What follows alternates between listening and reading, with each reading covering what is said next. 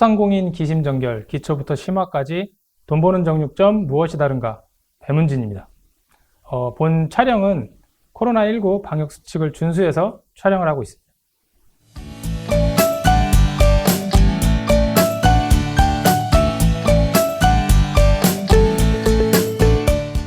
자, 오늘은 정육점에 관한 이야기를 할 건데, 이제 1부에서는 요즘 정육점이 매출이 많이 줄어들고 장사가 안 되는 실질적인 원인에 대해서 좀 알아볼 거예요.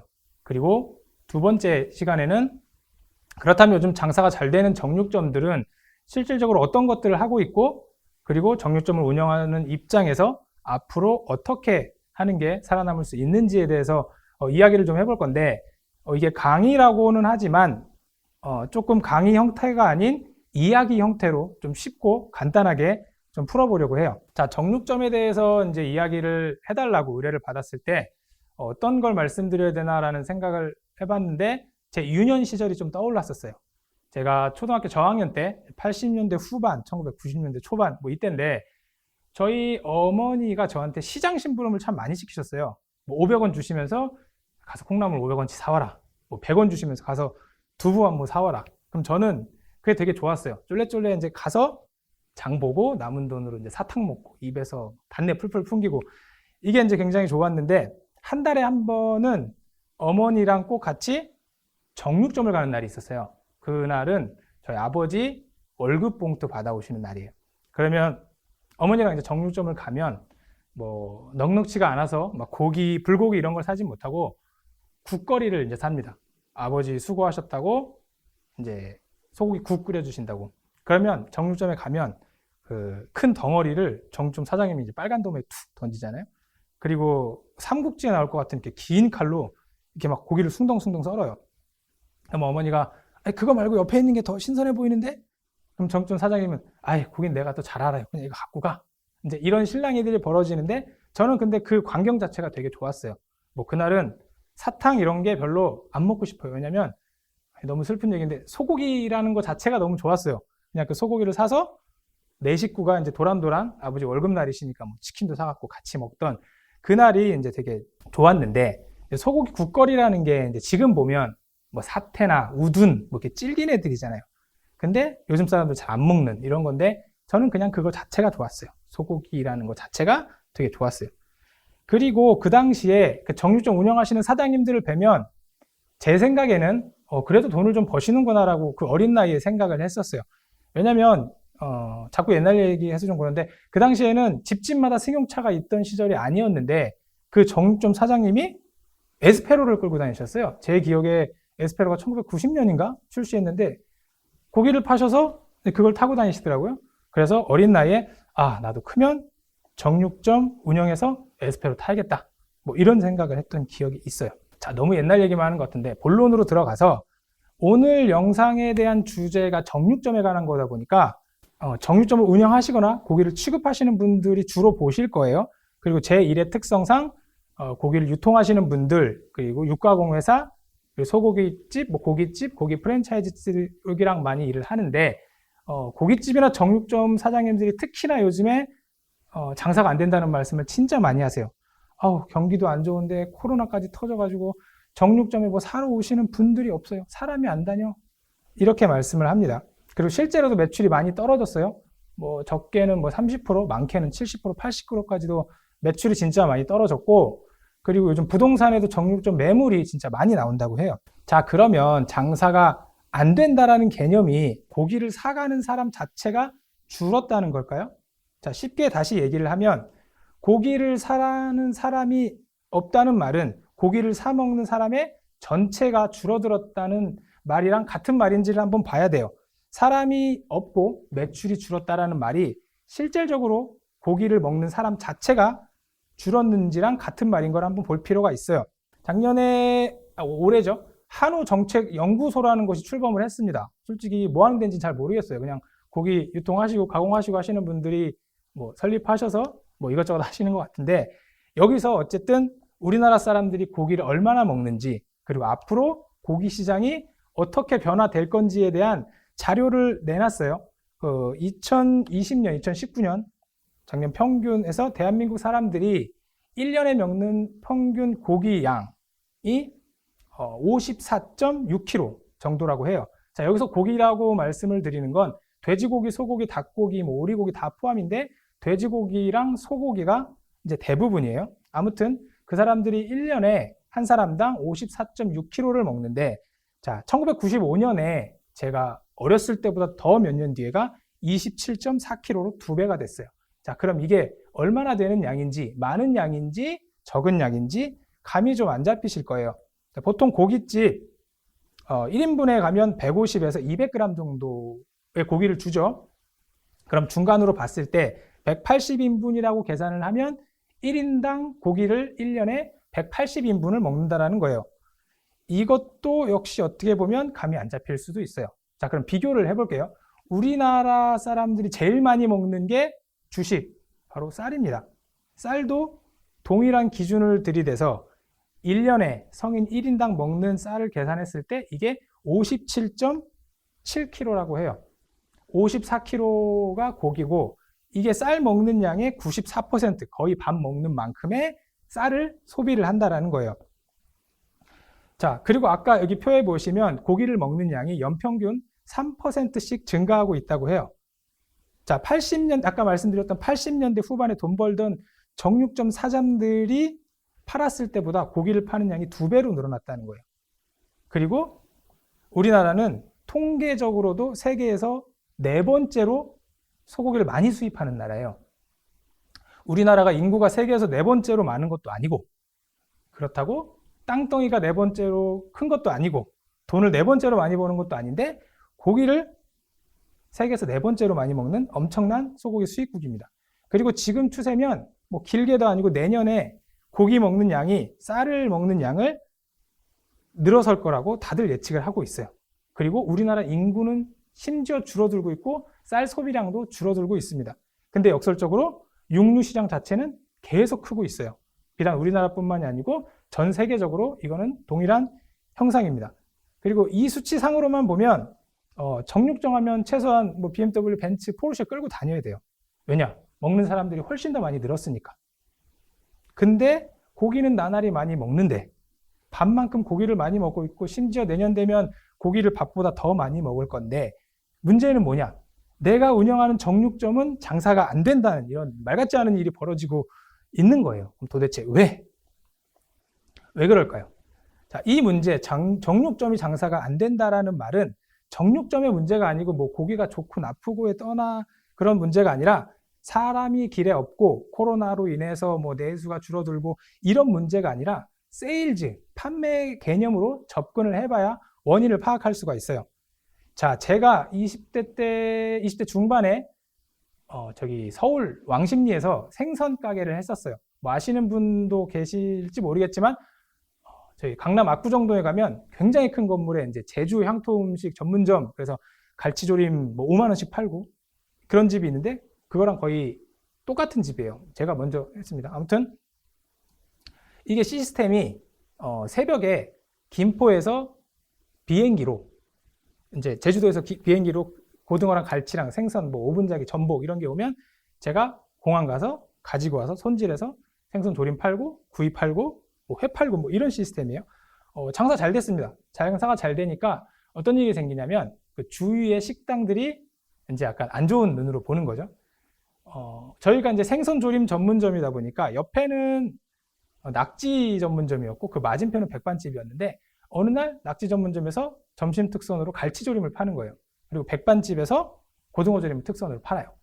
뭐 그래도 저희만 장사가 잘 됐습니다. 그러면 그분들도 나와서 이렇게 팔짱 끼고 보는 거예요. 쟤네는 또 뭘 파나, 뭐 어떻게 하나, 잘하나. 그리고 저희가 신메뉴 하면 또 신메뉴를 따라 합니다. 자, 왜 이런 일이 생길까요? 장사가 안 되는 이유를 너무 편협하게 보는 거예요. 우리는 똑바로 잘하고 있는데 이 집이 나타나서 새로운 메뉴를 하다 보니까 손님을 뺏긴다라고 생각을 하는 거예요. 자, 손님이 있고 없고 사람이 있고 없고는 옆집이랑은 아무 상관이 없어요. 그게 식당이든 카페든 뭐 정육점이든 손님이 오고 안 오고 매출이 떨어지고 아니고의 이유는 첫 번째로는 내 업장이 정육점이겠죠? 매력이 없어서예요. 그리고 두 번째는 세상이 변하고 있고 삶의 패턴이 변하고 있고 사람들이 돈을 쓰는 방식이 변하고 있기 때문이에요. 자, 쉽게 얘기해서 우리가 정육점을 운영하고 있는데 갑자기 안 와요. 그러면 크게 세 가지 이유를 볼 수가 있어요. 뭐 다 아시겠지만 첫 번째는 대형마트의 정육 코너가 너무 잘 돼 있어요. 거기 가면 부위별, 용도별, 가격별, 원산지별, 그리고 뭐 보기 쉽게 진열이 딱딱딱 돼 있어요. 여기 보시면 뭐 스테이크에도 위에 이제 막 마리네이트 돼 있고 로즈마리 하나 딱 던져놓고 이쁘게 랩핑하고 뭐 신랑이 할 것도 없어요. 제가 원하는 거 딱딱 받아서 가면 돼요. 그리고 요즘에는 이제 정육점 프랜차이즈들도 종종 생기고 있는데 굉장히 깔끔해요. 깔끔하고 거기 가면 카페 같아요. 스테이크 레스토랑 같아요. 정육점인데 거기서 이제 커피도 팔고 또 엄청 친절해요. 그렇다 보니까 그런 데들이 생기면 특히나 아주머니들이 글로 이제 많이 옮깁니다. 그리고 세 번째가 이게 솔직히 제일 큰 이유인데 온라인으로 주문이 가능하기 때문이에요. 내 집 앞이 아니어도 내 집 앞에 아니면 집 옆에 정육점이 아니어도 고기를 살 수 있는 루트가 아주 많아졌어요. 그리고 그곳들이 정육점들보다 훨씬 더 쉽고 빠르고 믿을 수 있다고 얘기를 할 수는 없지만 그렇다고 생각을 해요. 그렇기 때문에 거기가 더 매력적이기 때문에 사람들이 그쪽으로 이동을 하는 거예요. 사람들이 고기를 우리 정육점에서 안 사 먹는 이유는 그럴 필요가 없으니까. 고기를 말씀드렸다시피 고기를 사는 사람들의 삶의 방식이 바뀌었고 이전까지의 고기를 팔던 제가 어머니랑 손잡고 갔던 정육점에서 삼국지에 나오는 칼로 고기를 잘라주던 그 시스템이 구조적으로 현대사회에서 경쟁에 밀리고 있는 거예요. 그리고 거기에 최악은 심지어 어느 정도 잘하고 있는 오프라인 매장, 정육점에 비해서도 내 정육점이 경쟁이 많이 떨어지고 있는 거예요. 그럼에도 아직도 이제 고기 취급하시는 많은 분들, 어쨌든 어느 정도의 분들 제가 만나본 분들은 아니 그냥 고기 좋은 거 갖다 팔면 돼 라고 생각하시는 분들이 많다라는 거예요. 제가 사장님들, 특히나 정육점 하시는 사장님들을 뵈면 사장님 좀 친절하셔야 돼요. 좀 깔끔하셔야 돼요. 청결하고 인사도 잘하시고 웃으셔야 돼요. 잘 못하시겠으면 옆에 잘 되는 카페에 가서 그 사람들이 어떻게 하는지 좀 보세요 라고 얘기하면 야, 안 돼. 고깃집 힘들어. 그걸 어떻게 해? 이렇게 말씀을 하세요. 자, 제가 28살인가 9살인가 정육점에서 일을 한 적이 있었는데 동네 작은 정육점이었어요. 수입산 고기랑 양념육을 주로 파는 데였는데 거기도 장사가 잘 됐습니다. 제가 아침에 출근을 하면 일단 그 냉동 워크인 안에 들어가요. 그러면 전에 있던 이제 냉동고들을 해동할 것들을 이제 밖으로 다 빠내는 거예요. 까대기를 다 해서 뭐 차돌, 안창, 늑간, 뭐 토시살, 부채살 이런 것들을 냉장 워크인으로 옮겨요. 하고 있으면 추워서 막 손이 부들부들 떨리다가도 나중에 더워서 옷을 벗어요. 그리고 새로 들어온 이제 탑차가 들어오면 냉동 고기들을 냉동실에 차곡차곡 이제 넣는 거죠. 정육점 규모가 작다 보니까 술에도 안 들어가요. 그냥 직접 가서 제가 몸으로 다 집어넣고 그러면 밥 먹을 때, 점심 먹을 때 막 처음에는 팔다리가 후들후들 걸립니다. 너무 힘들어가지고. 그리고 점심 먹고 이제 해동해놓은 알목으로 이제 불고기 밀어갖고 포장해놓고 소혀도 팔았거든요. 소혀가 이만하잖아요. 팔뚝. 그거 해갖고 썰어서 다 이쁘게 해놓고 그리고 안창살도 구이로 팔았는데 뭐 정육 하시는 분들이니까 아시겠지만 안창살은 그냥 보통 옆에 이제 지방 따내고 막만 제거하는데 저희는 윗지방 아랫막 다 따내고 옆에 따내고 그 얇은 걸 포를 떠서 심지어 칼집을 넣어서 그걸 팔았어요. 고깃집도 아닌데 진짜 이 일 진짜 더럽게 많았는데 그렇게 몸이 힘들면 웃음이 안 나와요. 팔이 부들부들 떨리고 여기 고기 묻어 있고 근데 어떻게 카페에서 일하는 사람들이랑 똑같은 퀄리티의 서비스를 할 수 있느냐? 이거는 뭐 공사장에서 힘들게 일하시는 분들한테 깔끔하게 하라라는 거랑 비슷할 수도 있어요. 비슷할 수도 있는데 근데 어떻게 할 수가 없어요. 그렇게 안 하면 이제는 사람들이 안 가요. 그리고 정육점은 뭐 다 다르겠지만 동네에서 하는 정육점 대부분 아주머니들이 가시잖아요. 아주머니들은 깔끔하고 친절하고 이런 데를 기본적으로 좋아할 수밖에 없어요. 그리고 예전에는 정육점이 다 똑같았는데 지금은 그런 데들이 많이 생기니까 우리 정육점을 안 오게 되는 거예요. 이거는 비단 정육점만의 문제가 아니고 식품을 취급하는 그리고 비즈니스를 하는 모든 분야에서 마찬가지라고 생각을 해요. 요즘 코로나로 인해서 제일 타격 큰 분야가 술집이랑 호프집입니다.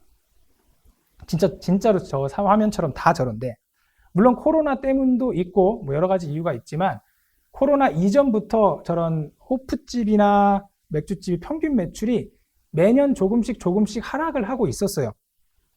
똑같습니다.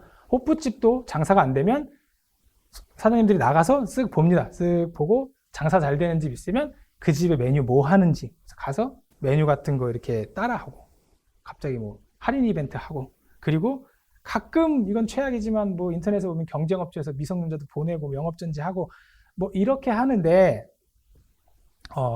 불과 한 5년 전까지만 해도 호프집 잘 됐어요. 그리고 맥주 파는 집도 꽤 잘 됐습니다. 왜냐 이제 퇴근하고 직장 동료들이랑 맥주 한잔 하러 가고 뭐 지나가다가도 저녁 되면 치킨에 맥주 한잔 하고 이제 이랬었는데 뭐 가족들이랑 가고 친구들이랑 가고 커플들끼리 가고 회사원들끼리 가고 이제 이렇게 갔습니다. 근데 문제는 이제는 그럴 필요가 없어요. 일단 첫 번째는 배달이 엄청 잘 돼 있습니다. 그냥 핸드폰 어플리케이션 꺼서 툭툭툭 누르면 내가 원하는 브랜드, 내가 원하는 치킨, 뭐 집이든 뭐 사무실이든 한강다리 밑이든 뭐 고속도로 휴게소에도 온다고 그러더라고요. 그래서 그런 데서 아주 편하게 먹을 수가 있어요.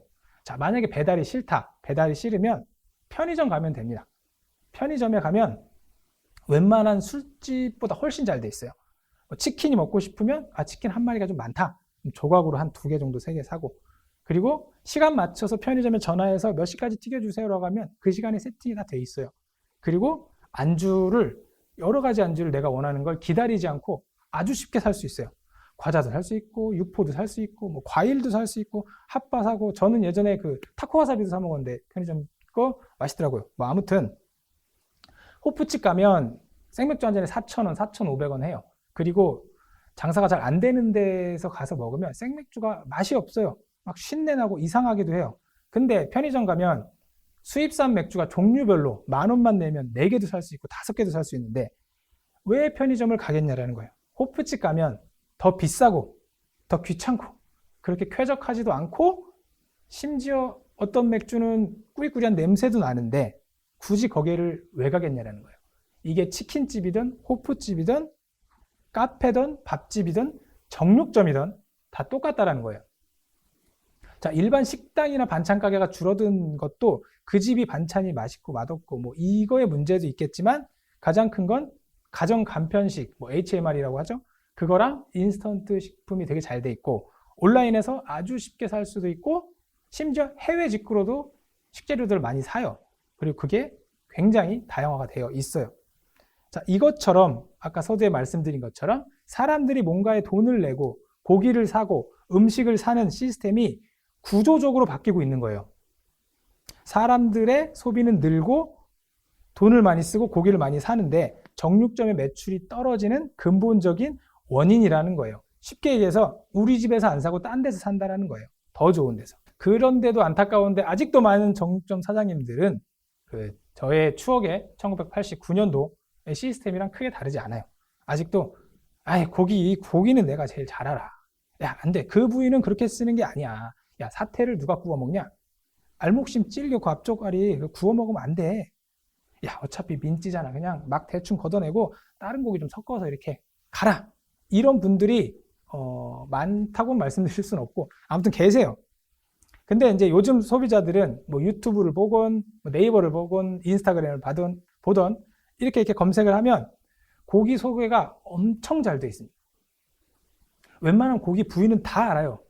뭐 우리나라 사람들은 다 축구 해설위원이잖아요. 뭐 축구 이렇게 보고 있으면 다 감독 있고 다 선수고 다 해설가인데 막, 야 올려 뭐 때려 뭐 다 이러잖아요. 다 전술 전문가예요. 그것처럼 고기에 대한 정보도 사람들이 이제 너무나 많이 알게 됐어요. 다 전문가야. 뭐 질긴 부위를 안 질기게 먹는 법, 뭐 남들이 안 먹는 고기 고르는 법, 뭐 연육하는 방법, 고기 싸게 사는 법, 맛있게 먹는 법 이런 것들이 정보들이 엄청나게 많이 쏟아집니다. 예전에 정육점에 가면 사장님 국거리 주세요. 뭐 사장님 오늘 탕수육 해 먹을 건데 뭐 이거 주세요. 예전에는 불고기거리 주세요. 뭐 이렇게 하면 정육점 사장님이 알아서 그냥 잘라서 이렇게 툭툭툭 줬어요. 그리고 그 당시는 그게 무슨 부위인지 사는 사람도 크게 관심이 없었어요. 그냥 믿고 주겠지 했는데 지금은 인터넷에서 검색을 하면 원하는 용도를 검색하면 그 부위랑 뭐 등급이랑 뭐 일련 번호 치면 정보도 다 나오고 도축 날짜 나오고 영양 성분 나오고 심지어 레시피도 다 나오고 모든 게 다 나와요. 자, 인터넷에서 내가 만약에 불고기를 사서 오늘 저녁에 먹고 싶다 치면은 그거의 불고기에 대한 뭐 되게 상세하게 나와 있어요. 뭐 미국산 최상 등급의 프라임 등급을 알목심을 가져와서 3mm 두께로 얇게 썰어 뭐 급냉 영하 40도에 급냉을 한 최고의 불고기 뭐 그러다가 거기에 종로에서 40년 전통으로 운영하시는 불고기 장인의 레시피를 같이 만든 뭐 무슨 불고기 이러면서 사진도 이쁘게 찍고 광고도 막 때리고 있고 클릭 한 번이면 오는데 왜 정육점에를 가겠냐라는 거죠. 눈탱이 맞을지도 모르는 정육점을 뭐 실제로 만든다는 게 아니고 그렇게 여길 수 있다라는 거죠. 자, 근데 문제는 뭐냐면 이게 다가 아니에요. 더 심한 게 있습니다. 그 동원 그룹 아시잖아요. 참치 만들고 뭐 이런데 거기서 어플리케이션을 하나 만들었습니다. 이게 뭐냐면 미트큐라는 배달 앱이에요. 쉽게 말씀드리면 배달의 민족의 정육점 버전이에요. 우리가 배달 음식 진짜 많이 시켜 먹잖아요. 그러면 배달 어플리케이션을 킵니다. 뭘 먹을지 고르고 거기서 평판을 보고 별점을 보고 얼마나 싼지를 보고 막 비교를 해서 원하는 배달을 시켜 먹잖아요.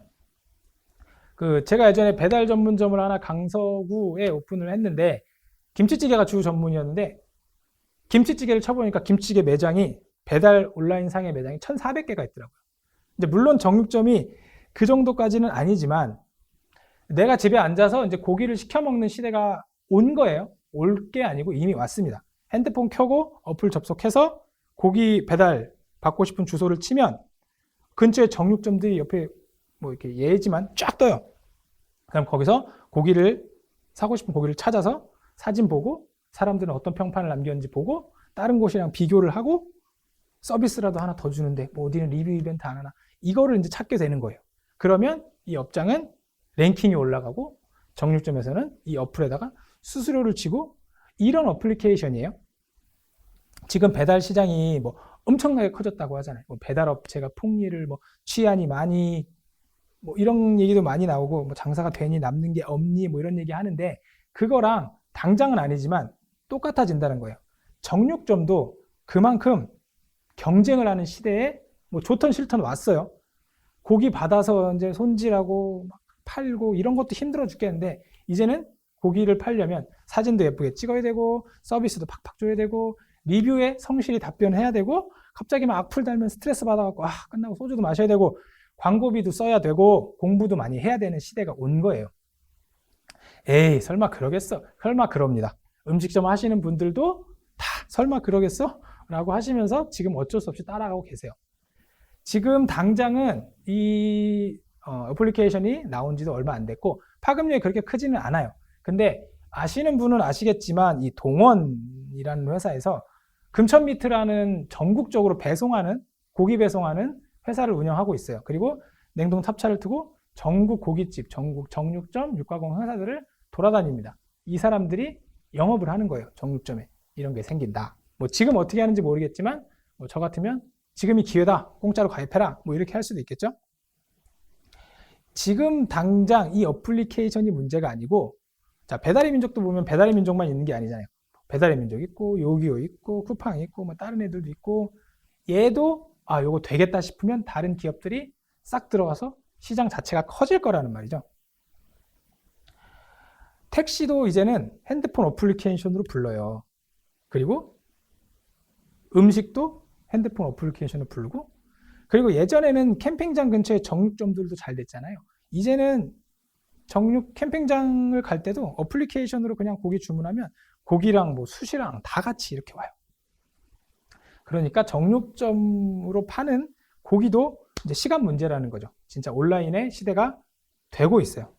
자, 다시 한번 말씀드리지만, 중요해서 다시 한번 말씀드리지만, 시스템이 변하고 있는 거예요. 내 정육점이 뭐 잘 되고, 뭐 이게 문제가 아니고, 시스템 자체가 바뀌고 있는 거예요. 그래서 좋던 싫던, 어쨌든 이 시스템에 올라타야 돼요. 도태가 되지 않으려면 뭐 언제가 될지 모르겠지만 올라타야 됩니다. 뭐 세계적인 기업들, 뭐 IT 기업 이런 데들 있잖아요. 뭐 마이크로소프트, 뭐 애플, 뭐 구글이나 카카오, 네이버 뭐 이런 애들은 되게 누구를 채용할까요? 사람들은 보통 프로그래머, 뭐 엔지니어, 코딩 만지는 사람들 이런 사람들을 많이 고용해서 회사를 굴리겠죠. 근데 요즘도 아니고 몇 년 됐는데 이런 업체들에서 인문학 전공한 사람들을 많이 뽑고 있어요. 그리고 엔터테인먼트 회사 있죠. 연예인들을 기획하고 만들고 육성하고 이런 회사에서 외식업에 많이 뛰어들고 있고 돈도 엄청 많이 투자를 하고 있고 막 만들고 있어요. 그리고 유튜브나 뭐 다른 플랫폼들도 막 많이 만들어요. 그리고 PC방, 요즘은 뭐 많이 가는 PC방, 게임하러 많이 가는 건데 PC방에서 예전에는 컵라면 같은 건 팔았는데 지금은 음식을 파는데 그 음식 퀄리티가 웬만한 식당보다 훨씬 더 좋아지고 있어요. 그리고 저희 동네에 이제 빨래방이 하나 생겼는데 빨래를 초창기에 이제 하려고 했는데 갔는데 빨래방 옆에 커피숍이 붙어 있는데 커피숍이 엄청 깔끔하고 커피도 맛있어요. 사업과 사업 사이의 경계가 굉장히 모호해지기 때문이에요. 사람들이 뭔가를 살 때 결정하는 방법이 달라진 거예요. 내가 무언가를 파는 게 핵심이 아니고 내가 정육점을 운영하니까 내 고기를 여기다 파는 게 핵심이 아니라 내가 파는 것을 그게 고기든 음식이든 뭐든 서비스든 사람들이 이걸 사기 전에 어떤 생각을 하고 어떤 과정을 통해서 결정을 할까? 내가 파는 것 외에 무엇을 더 생각을 할까를 고민해야 되는 시점이 온 거예요. 그 IT 회사들이 인문학을 전공하는 사람들을 자꾸 모아들이는 건 사람들이 무슨 생각을 하는지 알고 싶은 거예요. 사람들이 전통적으로 어떻게 살아왔고 보통 어떻게 행동을 하며 역사에서 배운다고 하잖아요. 그런 것들을 연구해서 자기가 파는 서비스든 식품이든 뭐 프로그램이든 뭐든 거기다 얹어서 같이 팔고 싶은 거예요. 자, 왜 그럴까요? 모든 게 너무나 많은 시대가 됐어요. 모든 것의 과잉 시대가 됐기 때문에 이 상품 하나 가지고만으로는 해결을 할 수가 없는 거죠. 자, 89년도 뭐 계속 말씀드리는데 옛날에 정육점 아저씨가 돈 벌어서 에스페로를 타고 다녔던 건 고기를 지금보다 적게 사람들이 먹긴 하지만 그만큼 고기를 살 때가 거기밖에 없었다라는 거예요. 그 당시에는 고기만 맛있었으면 돼요. 그럼 동네 사람들이 쫙 몰려가서 거기서 고기를 쫙 사고 끝납니다. 근데 요즘은 그렇지가 않다라는 거죠. 내가 고기를 취급하니까 우리는 좋은 고기를 취급하니까 우리는 싸게 파니까는 당연한 거고 거기에 사람들이 말을 안 하지만 뭐가 더 있었으면 좋겠다라는 플러스 알파를 알아서 거기 고기 사러 오는 사람들한테 고기랑 같이 껴서 팔아야 돼요. 그게 서비스가 될 수도 있고 뭐가 될 수도 있어요. 그게 이제 아까 말씀드린 IT 회사에서 인문학자들 고용하는 이유고 PC방에서 음식을 자꾸 퀄리티를 높이는 이유고 빨래방에서 커피를 판매하는 이유가 된다는 거예요. 사람들의 심리를 알고 싶으니까 뭔 생각을 하는지 알고 싶으니까 그러려면 사업을 하려면 앞으로 그게 크던 작던 정육점이든 뭐 옷가게든 무슨 회사든 내가 사업을 하려는 팔려는 것 외의 것에 눈을 돌려야 돼요. 그게 뭐 서비스업이든 정육점이든 결국엔 뭐 사람이 하는 겁니다. 뭐 온라인으로 판다, 기계적이다, 어떤 데는 로봇 서빙기가 가서 팔고 로봇가 판다 이렇게 하지만 결국에 거기에 돈을 지불하고 최종적으로 사는 최종 소비자는 사람이라는 거예요. 그러면 그 모 기업의 말처럼 사람이 답이니까 그 사람들의 생각을 읽어야 된다는 거예요. 이렇게 말씀드리면 그 플러스 알파가 뭘까 막 이런 생각을 하시는데 그거에 대한 구체적인 얘기는 제가 2부에서 다시 말씀을 드릴 건데 굉장히 쉬운 것부터 출발을 할 수가 있어요. 와이프랑 결혼하게 된 계기랑 좀 비슷한데 제가 저희 와이프랑 저랑 이제 만난 지 3개월 만에 이제 결혼을 했습니다. 결혼을 했는데 제가 와이프한테 어떻게 보면 좀 호감을 가지게 된 계기가 뭐냐면 저희 와이프가 수제 맥주집에서 아르바이트를 잠깐 하고 있었어요. 몇 달을 하고 있었는데 제가 이제 거기 가끔 가면 뭐 혼자서 맥주 한 잔을 먹던 뭐 카스 한 잔을 먹던 비싼 수제 맥주를 먹던 많이 먹던 적게 먹던 뭐 오래 있던 짧게 있던 먹다가 이제 나가면 막 달려와서 웃으면서 문을 열어주고 인사를 하는 거예요. 그래서 저는 또 이제 걸려들었구나. 이제 이런 착각을 혼자 어처구니 없이 하고 있었는데 그래서 이제 와이프랑 만나서 이제 연애하고 결혼을 했는데 알고 보니까 와이프는 모든 손님들한테 다 그렇게 하고 있었던 거예요. 그리고 그 맥주집은 맥주도 팔지만 거기에 플러스 웃으면서 반갑게 인사해주고 보내주는 그런 어떻게 보면 색깔이 플러스 알파가 있는 그런 매장이었다는 거예요. 자, 그거는 이제 그거고, 이제 2부에서 실제적으로 어떤 걸 할 수 있는지를 크게 이제 두 가지로 설명을 드릴 건데, 짧게 설명을 드리면 주 고객, 타겟 고객 선정을 통해서 판매 루트를 다각화해야 된다. 뭐 어렵게 얘기했지만 결국엔 지금 우리가 팔고 있는 주요 사람들 말고 다른 주요 고객들에 대한 맞는 상품을 만들어서 판매하는 판로를 늘려야 된다는 거예요. 이거에 대한 이제 예시랑 또 어떻게 해야 되는지, 그리고 구체적인 것들은 실제적으로 어떻게 하는지에 대한 얘기를 이제 2부에서 할 거고, 두 번째는 이 세분화된 고객이 됐으면 얘를 가지고 우리 정육점을 브랜딩화 해야 돼요. 이제 브랜딩이라고 생각을 하시면, 말씀을 하면 뭐 돈 들여서 인테리어하고 간판하고 디자인 만들고 뭐 이렇게 생각을 하시는데, 그런 부분들도 분명히 있습니다. 있는데 꼭 그런 것뿐만이 아니라 일단 탑 주 고객이 세분화가 됐으면 그걸로 브랜딩을 충분히 할 수 있어요. 이거에 대한 부분을 이제 2부에서 이제 구체적으로 설명을 드릴 것 같아요. 그러면 이제 질문을 제가 사전에 받았던 질문과 뭐 만약에 또 주시면 답변을 해드리겠습니다.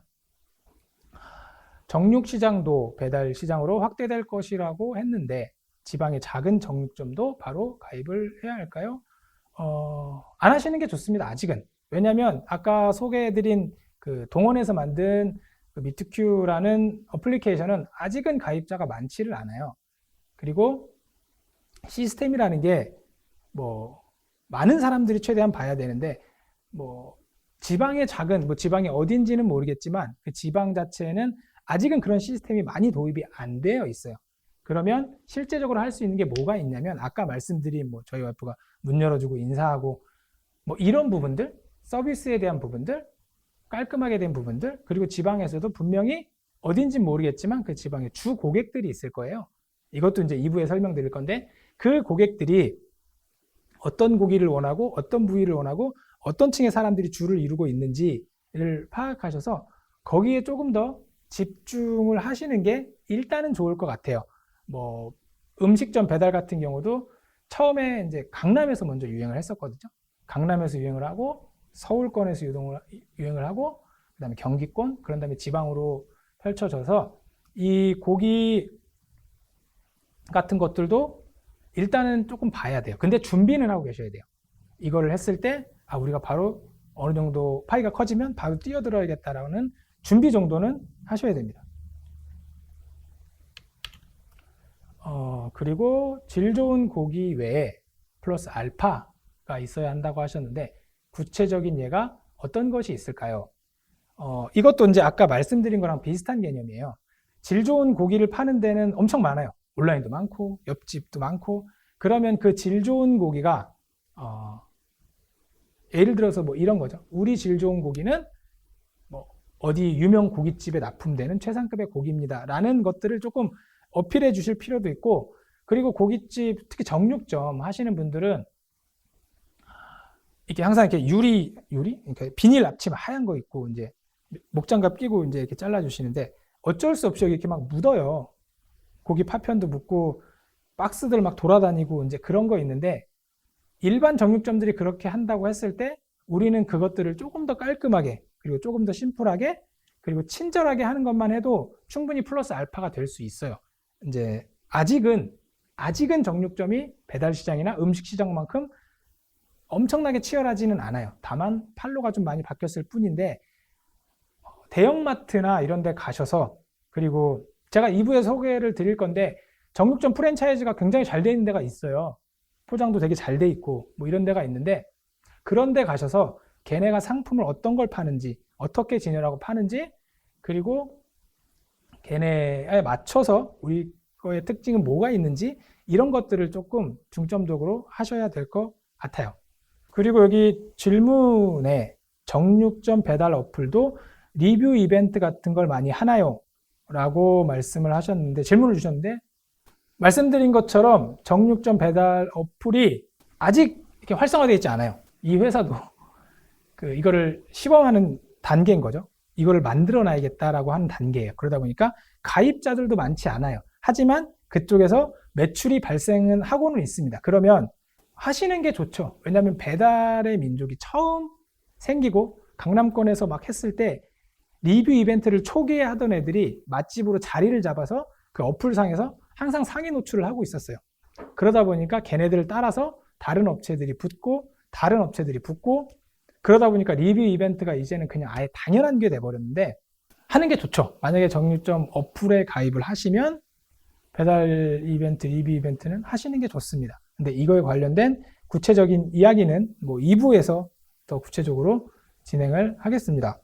이제 오늘 강의를 했던 걸 1부에 강의를 했던 걸 대략적으로 정리를 해드릴게요. 뭐 2부 시작할 때도 대략적으로 강의를 하긴 할 건데 이제 가장 구체적인 이야기는 정육점을 요즘의 시대에서 많이 뒤처지고 있다는 거예요. 시스템적으로. 우리는 똑같아요. 우리는 똑같이 좋은 고기를 10년 전이나 5년 전이나 뭐 아니면 작년까지도 똑같은 좋은 고기를 잘 팔아서 잘 다듬어서 그리고 좋은 손님들한테 많이 팔았는데 우리는 안 변했는데 손님들이 변했다는 거예요. 세상이 변해서 이 사람들이 살 수 있는 많은 방향들이 있다는 거죠. 그러면 거기에 옆집 정육점은 왜 잘 되냐? 우리도 저기 따라할까가 아니라 내가 이 시스템에 어떻게 맞춰줘야 되는지를 고민을 해야 되는 게 첫 번째고 그리고 아까 제가 계속적으로 플러스 알파라고 말씀을 드리는 건 제가 원래는 주로 음식점이나 뭐 외식업 하시는 분들 이런 분들이랑 이제 일을 많이 하고 상담을 많이 하는데 제일 많이 말씀을 드리는 게 이 플러스 알파적인 부분이에요. 모든 게 다 이제 넘쳐나는 시대잖아요. 우리가 뭐 예를 들어서 김치를 먹고 싶어요. 온라인에 김치 치면 정말 끝도 없이 나옵니다. 그리고 온라인에 고기 치면 끝도 없이 나와요. 정육점에도 있고 뒤에도 있고 어디도 있고 다 있어요. 마트 가도 막 엄청 많고. 그러면 근데 이제 실수를 많이 하시는 게 음식점 하시는 분들도 내가 여기서 30년을 장사를 했는데 뭐 20년을 장사를 했는데 내 경력이 뭐 15년인데 코로나 때문에 내수 경제가 안 좋아져서 그것도 분명히 있지만 그게 문제가 아니고 살 사람들은 삽니다. 우리 집에서 안 사는 게 문제라는 거예요. 그러면 이거를 저는 다른 분들한테 질문을 해보라 그래요. 그러니까 질문이라는 게 제가 이제 정육점을 운영해요. 그럼 이제 정육점에 오시는 손님들한테 저희 집에 이제 뭐가 더 있으면 좋겠어요?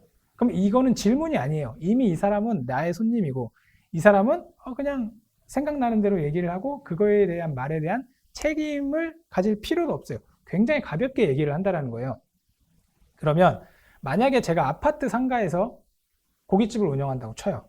그러면 그 아파트 상가에서 제일 많이 쇼핑을 하는 고깃집이든 마트든 어디든 하는 그 층을 내가 알아야 돼요. 예를 들어서 저는 지금 저기 경기도 고양 삼성지구 원흥지구 그쪽에 살고 있는데 거기에 이제 뭐 스타필드든 뭐 어디 다른 데들 가면 젊으신 분들이 젊으신 아주머니들 상대적으로 점줌마라고 요즘 많이 하시죠. 그 점줌마들이 굉장히 많아요. 이분들이 주요 타겟이란 말이에요. 근데 이분들이 사시는 동네 앞에 정육점에 가면 그분들이 오시냐? 안 오신다라는 거죠. 그러면 그 점줌마들이 모여 계시는 곳에 가서 내가 정육점을 운영하는 사람의 입장이 아닌 그냥 일반인의 입장으로 아니면 뭐 우리 와이프의 친구의 입장으로 가볍게 물어보셔야 돼요. 뭐 고기 요즘 어디 가서 사? 뭐 고기 살 때 뭐가 제일 중요해?